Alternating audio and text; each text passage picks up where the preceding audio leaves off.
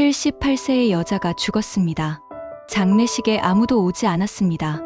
무덤도 없었습니다. 10년 뒤 그녀의 뼈는 공동묘지로 옮겨져 이름 모를 사람들의 뼈와 섞였습니다. 그녀는 30년 동안 정신병원에 갇혀 있었습니다. 의사는 여러 차례 퇴원해도 된다고 했습니다. 하지만 가족이 매번 거부했습니다. 그녀의 이름은 카밀 클로델. 19세기 프랑스가 낳은 천재 조각가, 그리고 오기스트 로댕의 연인이었습니다. 로댕. 그 이름 하나가 그녀의 삶을 설명하기도 하고 동시에 그녀의 삶 전부를 가리기도 합니다. 이것은 로댕의 이야기가 아닙니다. 이것은 12살의 흙을 쥔 손으로 시작해서 30년 동안 아무것도 쥐지 못한 빈손으로 끝나는 한 여자의 이야기입니다. 1864년 12월 8일 프랑스 북부 페르앙타르드누아 세금 징수원인 아버지 루이 프로스페르 클로델과 가톨릭 농가 출신의 어머니 사이에서 첫째 딸이 태어납니다. 어머니 루이즈는 아들을 원했습니다. 딸이 태어난 것을 평생 용서하지 못했습니다. 카밀은 태어난 순간부터 환영받지 못한 아이였습니다. 4년 뒤 남동생 폴 클로델이 태어납니다. 훗날 프랑스를 대표하는 시인이자 외교관이 되는 인물입니다. 어머니의 사랑은 오직 이 아들에게만 향했습니다.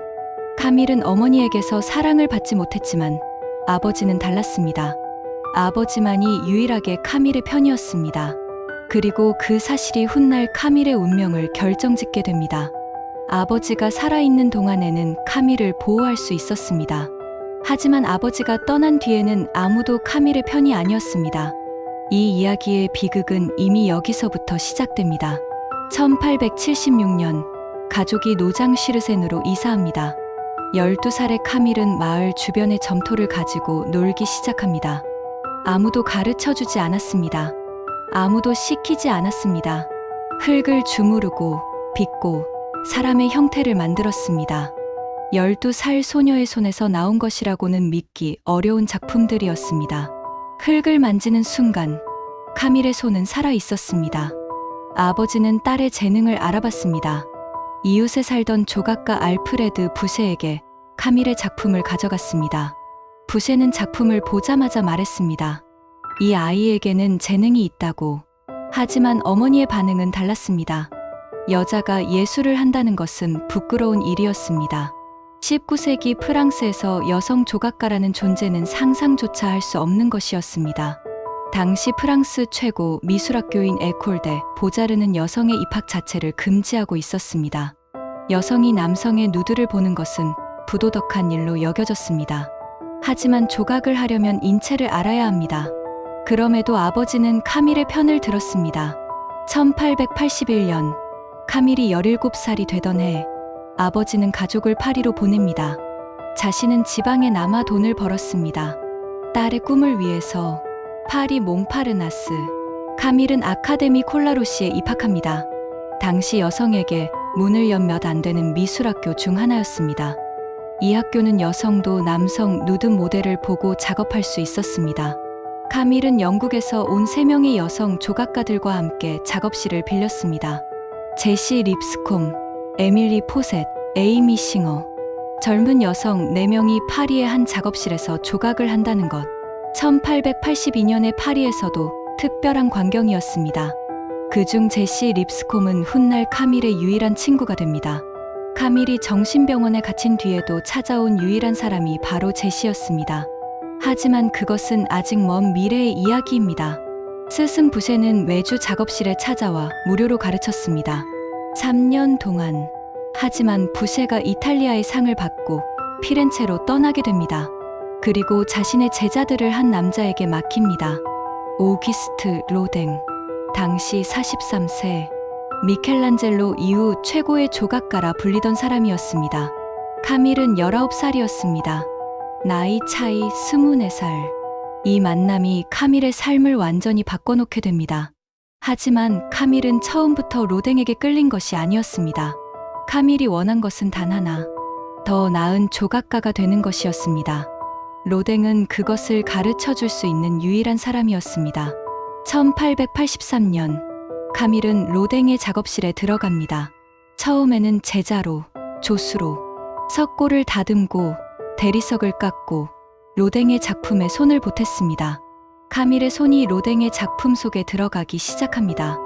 로댕은 카밀의 재능에 놀랐습니다. 단순한 조수가 아니었습니다. 특히 대리석을 깎는 기술은 로댕 자신보다 뛰어났습니다. 로댕은 직접 대리석을 깎지 못했습니다. 그 일을 한 것은 조수들이었고 그중 최고가 카밀이었습니다. 여기서 한 가지 불편한 사실을 짚고 가야 합니다. 로댕의 가장 유명한 작품들, 생각하는 사람, 키스, 칼레의 시민. 이 작품들이 모두 카밀이 로댕의 작업실에 있던 시기에 만들어졌습니다. 칼레의 시민에서 인물들의 과장된 손과 발. 이것이 카밀의 작업이었다는 것은 널리 알려진 사실입니다. 하지만 그것만이 아닙니다. 인물들의 머리 일부도 카밀의 것일 가능성이 있습니다. 2024년 시카고 아트 인스티튜트와 게티 미술관의 회고전에서 결정적인 증거가 전시되었습니다. 카밀이 만든 석고 소년 두상에는 카밀의 서명이 있었습니다. 하지만 같은 작품의 청동 주조본에는 로댕의 이름이 새겨져 있었습니다. 카밀의 이름이 지워지고 로댕의 이름이 새겨진 것입니다. 적어도 이 작품에서만큼은 로댕이 카밀의 작업을 자신의 것으로 가져갔다는 것이 증명된 셈입니다. 카밀은 훗날 이렇게 말합니다. 당신이 모든 것을 빼앗았어요. 내 젊음도, 내 작품도, 전부. 이 말이 단순한 분노가 아니라 사실이었을 가능성이 점점 커지고 있습니다. 로댕은 카밀에게 빠져들었습니다. 재능에 먼저, 그 다음 사람에게. 카밀은 그의 모델이 되었고, 조수가 되었고, 상담자가 되었고, 연인이 되었습니다. 19세기 비평가 마티아스 모라르트는 두 사람의 관계를 이렇게 증언했습니다. 로댕은 모든 결정을 카밀과 상의했고, 카밀이 동의해야만 비로소 결정을 내렸다고. 카밀은 조수가 아니라 공동 창작자였습니다. 하지만 문제가 있었습니다. 로댕에게는 이미 20년을 함께한 여자가 있었습니다. 로즈 베레. 로댕은 로즈를 떠나지 않았습니다. 카밀에게도 로즈에게도 확실한 대답을 하지 않았습니다. 카밀은 요구했습니다. 1886년 카밀은 로댕에게 일종의 계약서를 쓰게 합니다. 다른 여자 제자를 받지 말 것, 카밀만을 유일한 여자로 할 것. 로댕은 서명했습니다. 하지만 지키지 않았습니다. 이 시기 카밀의 개인 작품 활동도 놀라웠습니다. 1888년 사쿤탈라를 완성합니다. 두 연인이 서로를 감싸 안는 조각. 카밀의 내면에서 우러나온 갈망이 대리석에 새겨진 작품이었습니다. 비평가 옥타브 미르보는 카밀을 이렇게 평했습니다. 자연에 대한 반역, 여성 천재라고. 19세기의 여성 조각가에게 천재라는 단어가 붙는 것은 전례가 없는 일이었습니다. 하지만 카밀의 집안에서는 다른 일이 벌어지고 있었습니다. 어머니는 카밀이 로댕과 연인 관계라는 사실을 알게 됩니다. 결혼도 하지 않은 남자, 게다가 다른 여자가 있는 남자와 함께 한다는 것. 어머니에게 그것은 용서할 수 없는 수치였습니다. 어머니는 카밀을 집에서 내쫓았습니다. 카밀은 가족의 집을 잃었습니다. 이제 카밀에게 남은 것은 두 가지뿐이었습니다. 작품과 로댕. 그런데 그 로댕마저 카밀의 전부가 되어주지 못했습니다. 로댕은 여전히 로즈와 함께 살고 있었습니다. 카밀에게 약속한 것은 하나도 지켜지지 않았습니다. 1892년 카밀은 임신합니다. 로댕은 카밀에게 아이를 낙태할 것을 요구합니다. 카밀은 원하지 않았지만 결국 낙태를 합니다. 19세기에 낙태라는 것은 안전한 일이 아니었습니다. 몸도 마음도 회복하기 어려운 일이었습니다. 이 사건 이후 카밀은 로댕과의 연인 관계를 끝냅니다. 카밀은 28살이었습니다. 그리고 이 낙태가 카밀의 운명을 한 번 더 바꿔놓습니다. 독실한 가톨릭 신자였던 남동생 폴은 누나의 낙태를 알게 됩니다. 폴은 평생 이것을 용서하지 못했습니다. 훗날 폴이 누나를 정신병원에 가두는 결정적인 동기 중 하나가 바로 이 일이었습니다. 카밀은 자신만의 작업실을 얻고 독립합니다. 로댕의 그림자에서 벗어나 자신만의 작품 세계를 만들겠다고 결심합니다. 하지만 19세기 프랑스에서 여성 조각가가 홀로 서는 것은 전쟁이었습니다. 조각은 돈이 드는 예술입니다. 청동을 주조하려면 주조소에 비용을 내야 하고 대리석을 사야 하고 작업실 임대료를 내야 합니다. 국가의 공식 의뢰가 없으면 생존이 불가능했습니다. 카밀의 작품 스타일은 당시 보수적인 취향과 맞지 않았습니다. 여성의 몸을 남성의 시선이 아닌 여성 자신의 시선으로 표현했습니다. 관능적이면서도 그로테스크한, 당시로서는 너무 앞서간 작품이었습니다. 1893년, 카밀은 왈츠를 완성합니다. 두 남녀가 춤을 추는 조각, 소용돌이 치는 형태가 두 사람을 감싸며 강렬한 연결의 순간을 만들어냅니다. 카밀은 동생 폴에게 편지를 씁니다. 이것은 더 이상 로댕과 닮은 것이 아니라고. 같은 해, 카밀은 클로토를 전시합니다. 그리스 신화에서 운명의 실을 잡는 여신. 카밀은 이 여신을 극도로 늙고 일그러진 여성의 모습으로 표현했습니다. 미술사학자 파라 피터스는 이 작품에 대해 말합니다. 카밀은 여성의 그로테스크함에서 힘을 찾았다고, 남성의 시선에 대한 완전한 무관심이라고, 로댕이라면 절대 만들지 않았을 작품이었습니다. 그리고 같은 시기, 카밀의 삶에 또 다른 남자가 등장합니다. 클로드 드뷔시, 프랑스를 대표하는 작곡가. 드뷔시는 카밀에게 끌렸습니다. 두 사람은 드가와 호쿠 사이를 함께 좋아했고 어린 시절과 죽음이라는 주제에 대해 대화를 나눴습니다. 1889년 7월 15일, 카밀과 드뷔시는 함께 파리 만국박람회에 가서 자바 음악을 들었습니다. 두 사람이 연인이었는지는 확인되지 않습니다. 하지만 확실한 것은 드뷔시가 카밀을 예술가로서 깊이 존경했다는 것입니다. 카밀이 관계를 끝냈을 때 드뷔시는 이렇게 썼습니다. 이 꿈의 꿈이 사라진 것을 슬퍼한다고. 드뷔시는 죽을 때까지 카밀의 왈츠 복제본을 자신의 작업실에 두었습니다. 카밀 주변의 남자들은 모두 카밀의 재능을 알아봤습니다. 하지만 카밀이 필요했던 것은 찬사가 아니었습니다. 공식적인 의뢰와 자금이었습니다. 그것은 오지 않았습니다. 30살이 되기 전에 카밀의 연애는 끝났습니다. 로댕과도 드뷔시와도 남은 것은 작품뿐이었습니다. 하지만 그 작품마저 세상이 받아주지 않았습니다.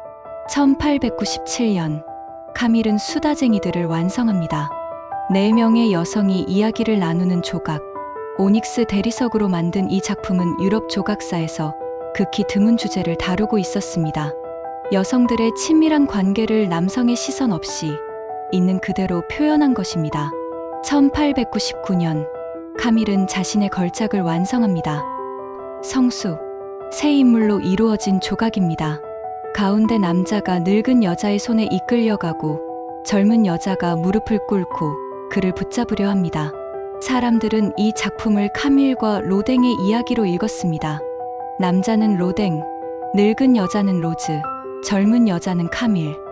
카밀이 무릎을 꿇고 손을 뻗지만 남자는 이미 떠나고 있습니다. 젊은 여자의 뻗은 두 손, 그 손은 아무것도 잡지 못하고 있습니다. 12살의 흙을 가득 쥐었던 그 손이 이제 허공을 향해 비어 있습니다. 로댕은 이 작품을 보고 충격과 분노를 느꼈습니다. 그리고 카밀에 대한 모든 지원을 끊어버렸습니다. 국가에서 이 작품의 청동 주조 의뢰가 들어왔지만 설명 없이 취소되었습니다. 로댕이 압력을 넣었다는 의혹이 있습니다. 로댕은 권력이 있는 사람들과의 관계를 철저히 관리하는 사람이었습니다. 카밀이 공개적으로 로댕의 착취를 주장했을 때 사람들은 그것을 버림받은 여자의 질투로 치부했습니다. 나이 많은 거장에게 보호받는 권력 구조 안에서 카밀의 목소리는 묻혔습니다. 카밀이 진실을 말하고 있었을 가능성은 아무도 진지하게 받아들이지 않았습니다. 카밀은 말했습니다. 항상 무언가 빠져 있고 그것이 나를 괴롭힌다고. 그 빠진 것이 무엇이었을까요? 사랑이었을까요? 인정이었을까요? 아니면 처음부터 주어지지 않았던 것이었을까요? 로댕의 지원이 끊긴 뒤 카밀의 삶은 급격히 무너지기 시작합니다. 돈이 없었습니다. 아버지가 지방에서 보내주던 돈이 유일한 수입이었습니다. 하지만 어머니와 남동생 폴은 아버지가 카밀에게 돈을 보내는 것조차 못마땅하게 여겼습니다. 가문의 재산이 부도덕한 딸에게 흘러가는 것을 용납할 수 없었습니다. 1905년 이후 카밀의 정신 상태가 악화되기 시작합니다. 로댕이 자신의 아이디어를 훔치고 있다고 믿었습니다. 로댕이 자신을 죽이려는 음모를 꾸미고 있다고 확신했습니다. 편집증이었을까요? 아니면 실제로 빼앗긴 사람의 분노였을까요?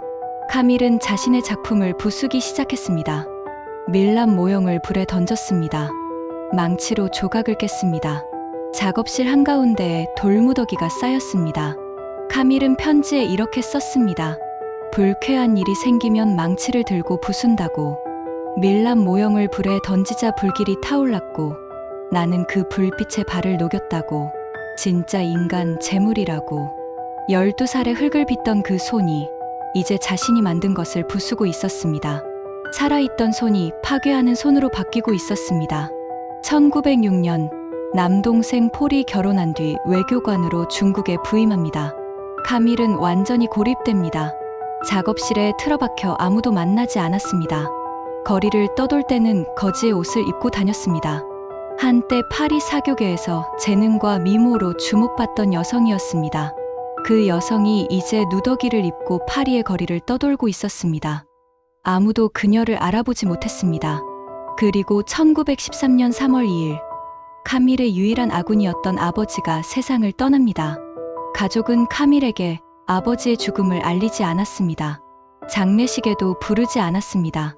아버지가 죽은 지 8일 뒤, 1913년 3월 10일, 남동생 폴의 요청으로 카밀은 비레브라르 정신병원에 강제 입원됩니다.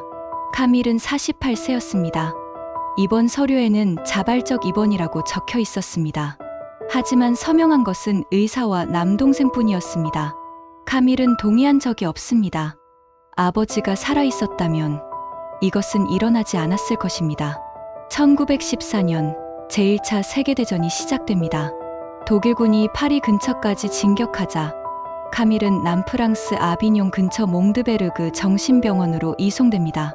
파리에서 700km 떨어진 곳, 아비뇽에 따뜻한 햇살이 내리쬐는 곳. 하지만 그 햇살은 카밀에게 닿지 않았습니다.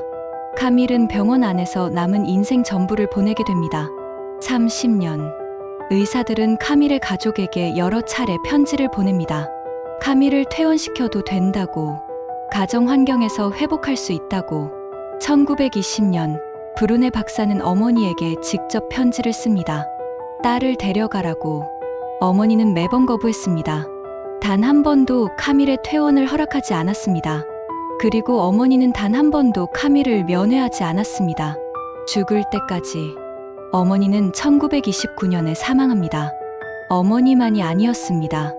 여동생 루이즈는 30년 동안 딱 한 번, 1929년에 면회했습니다.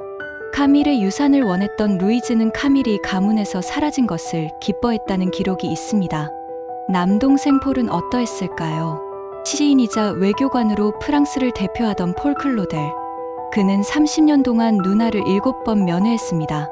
1913년, 1920년, 1925년, 1927년, 1933년, 1936년, 1943년, 30년에 7번.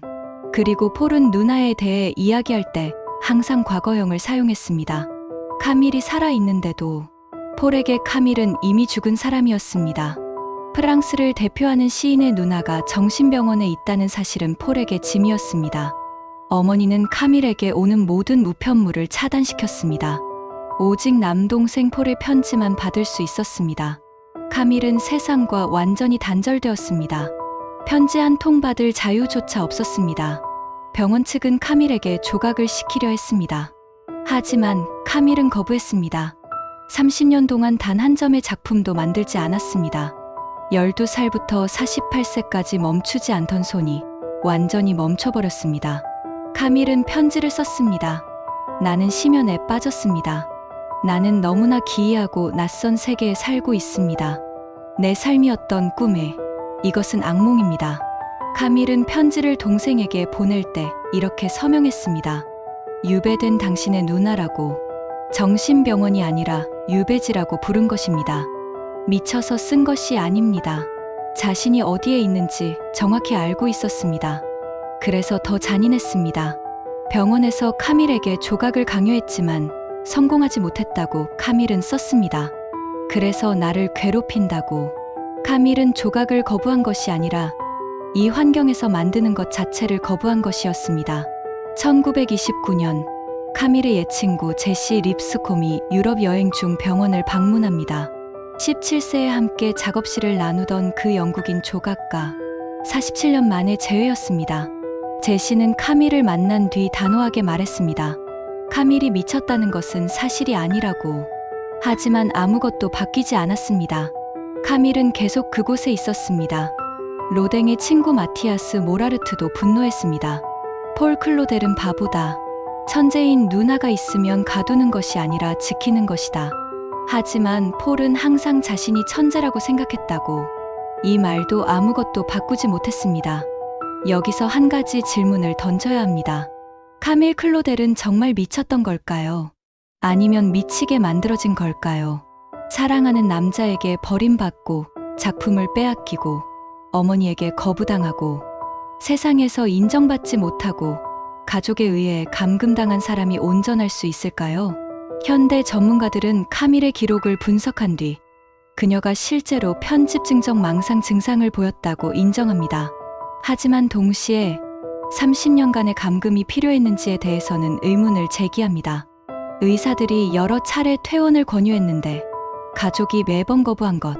이것은 치료가 아니라 유폐입니다. 카밀을 가둔 것은 병이 아니라 가족이었습니다. 정신병원에서의 30년. 세상 밖에서는 많은 일이 일어나고 있었습니다. 1914년 로댕이 자신의 미술관 설립을 협상하고 있을 때 로댕의 친구 모라르트가 로댕에게 요청합니다. 미술관에 카밀의 방을 하나 만들어 달라고. 로댕은 동의했습니다. 하지만 남동생 폴이 단호하게 반대했습니다. 1917년 11월 17일 로댕이 세상을 떠납니다. 임종 직전 로댕은 아내를 불렀습니다. 로즈가 곁에 왔을 때 로댕은 말했습니다. 아니, 그 사람이 아니라 다른 사람이라고. 카밀을 말하는 것이었습니다. 하지만 카밀은 이미 4년째 정신병원에 있었습니다. 로댕의 죽음을 카밀이 알았는지조차 확인되지 않습니다. 로댕의 장례식은 영웅의 장례식이었습니다. 수많은 사람이 참석했고 묘지 위에는 생각하는 사람이 세워졌습니다. 카밀이 손을 보탰을지도 모르는 바로 그 작품이 제2차 세계대전이 시작되자 프랑스는 독일에 점령당합니다. 정신병원의 식량 배급은 극도로 줄어들었습니다. 프랑스 전역의 정신병원에서 수만 명의 환자가 굶어 죽었습니다. 몽드베르그도 예외가 아니었습니다. 카밀은 굶주렸습니다.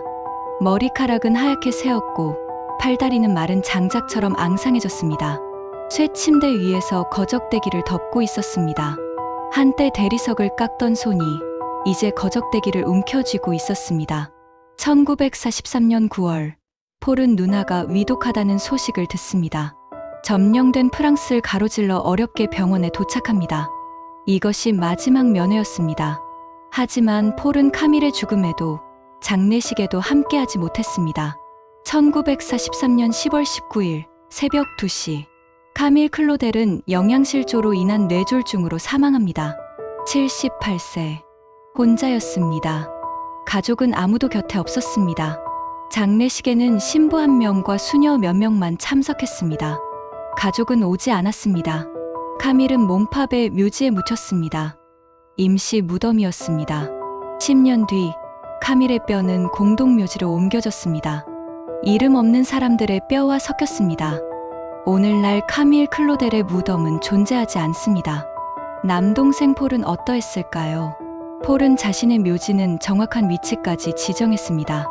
브랑그에, 나무 아래에, 손녀 옆에 묻어달라고. 비석에 새길 글자까지 직접 정했습니다. 하지만 누나의 무덤에 대해서는 아무것도 하지 않았습니다.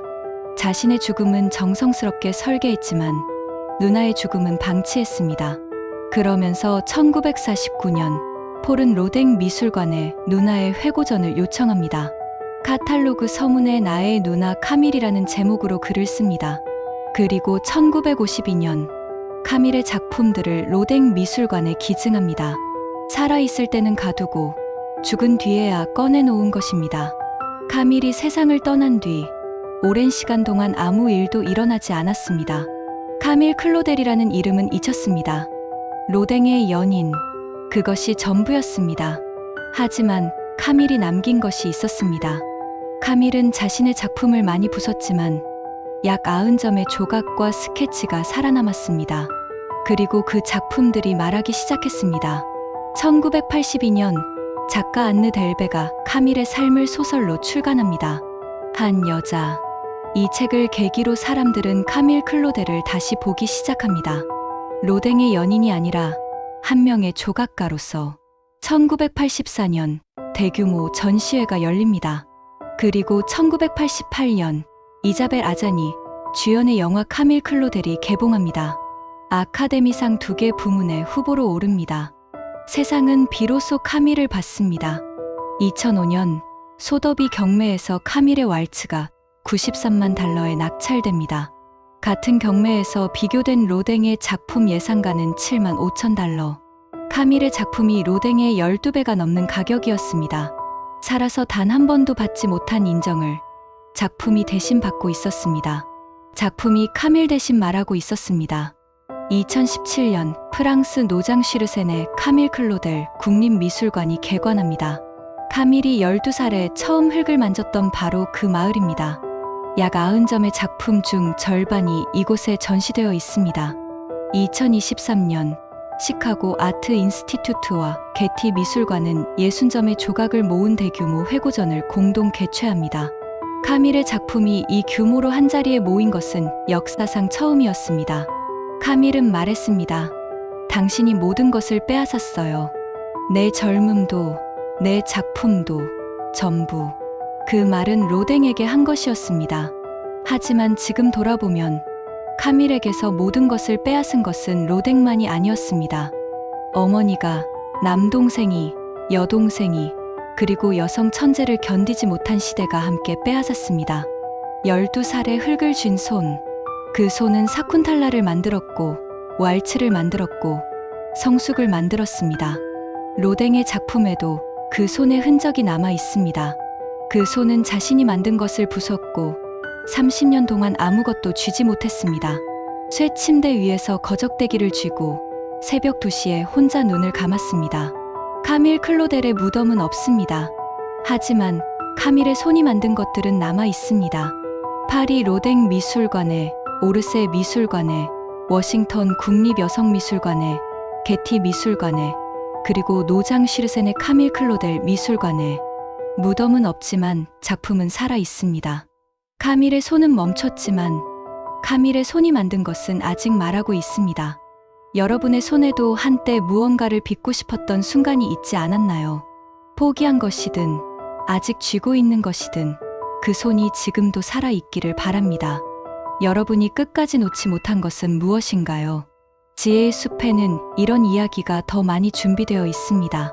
구독과 좋아요, 알림 설정까지 눌러주시면 다음 이야기에서 또 만나겠습니다.